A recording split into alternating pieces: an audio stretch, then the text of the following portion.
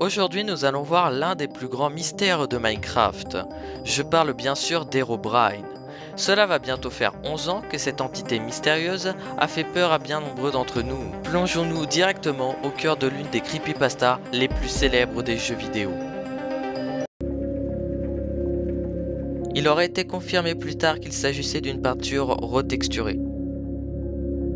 Un mois environ s'est écoulé pendant que la recherche était menée sur Herobrine.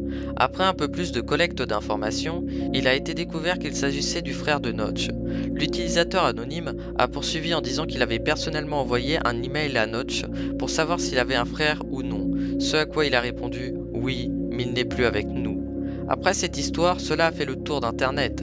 Les gens disaient que Herobrine était l'incarnation du frère décédé de Notch, et de nombreuses légendes se sont tissées autour de cette histoire, attribuant à la créature divers pouvoirs et plusieurs explications de son origine.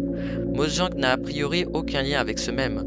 Lorsque Notch en a appris l'existence, il a par ailleurs dû nier l'idée selon laquelle ce personnage serait son frère décédé, avec ce texte. Cette histoire d'Herobrine est à la fois géniale et effrayante. Elle montre vraiment à quel point un créateur n'a pas vraiment de contrôle sur ses créations.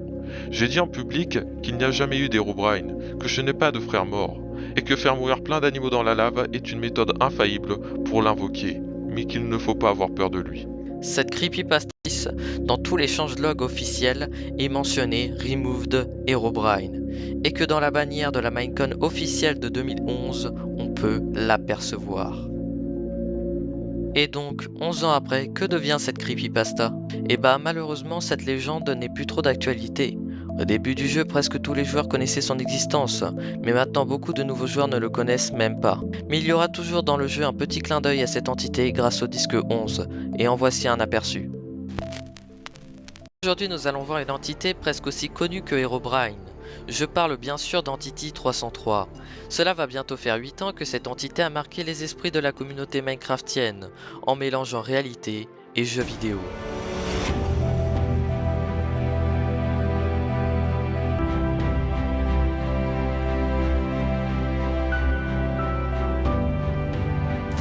Avant de vous raconter les deux premières rencontres de cette entité, nous allons voir qui est vraiment Entity 303. L'entité 303, surnommée 303, est une creepypasta communément appelée le nouveau Herobrine. Selon les creepypastas, un ancien employé de Mojang aurait été licencié par Notch, le créateur de Minecraft.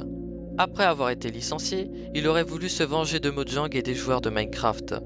L'entité 303 ne serait pas seulement l'ancien employé, mais toute une équipe de hackers portant des noms d'utilisateurs comme 303mojang.com 303 et entity.303. Si vous avez des fichiers dans votre ordinateur dont le nom contient 303, il pourrait s'agir des hackers. 303 peut également s'introduire dans les mondes des joueurs et les corrompre. Un joueur sur 40 est affecté par 303 et son équipe. Herobrine est même venu nous mettre en garde contre 303 en montrant ce qu'il ferait. Des pancartes ont été vues dans les mondes piratés par 303 disant « Help !» aide en suédois. Cela signifie que Herobrine a toujours besoin de notre aide pour vaincre 303. S'il n'est pas vaincu, Minecraft sera bientôt sous son contrôle. Salut! Aujourd'hui nous allons voir une entité qui ressemble beaucoup à Herobrine, de par ses caractéristiques 7 ans après. Je parle de Nul. This is a pretty chill video.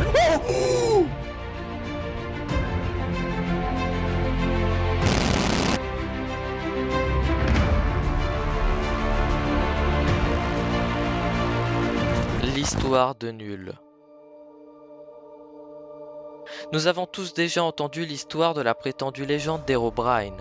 Vous savez, cet esprit qui rôde et vous traque dans les mondes solos que vous pensiez sûrs. Maintenant, je sais ce que vous vous dites probablement. Hé, Herobrine n'est pas réel. Notch a même dit qu'il n'existe pas. Mais si je te disais que Herobrine est réel, cependant, pas de la manière dont on pourrait le penser. Laissez-moi vous expliquer. Il y a maintenant 3 ans, je jouais dans une ancienne version, alpha ou bêta, je ne me souviens pas vraiment.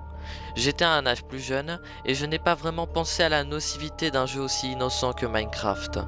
Je me souviens de mon premier monde, ma première maison, vous savez, des choses que les joueurs normaux se souviennent quand ils ont commencé le jeu. Un ami m'avait parlé de cette petite rumeur sur Herobrine. J'ai trouvé ça assez drôle, car je pensais qu'il plaisantait avec moi. Alors j'ai pris ça à la légère.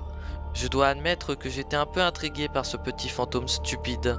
Vous le sauriez probablement aussi si vous pensiez qu'un type maléfique avec des yeux blancs attaquait les gens dans un jeu aussi coloré. À cette époque, je ne me rappelle pas avoir vu Herobrine, mais j'ai vu quelqu'un qui agissait presque comme lui, mais qui avait l'air bien différent.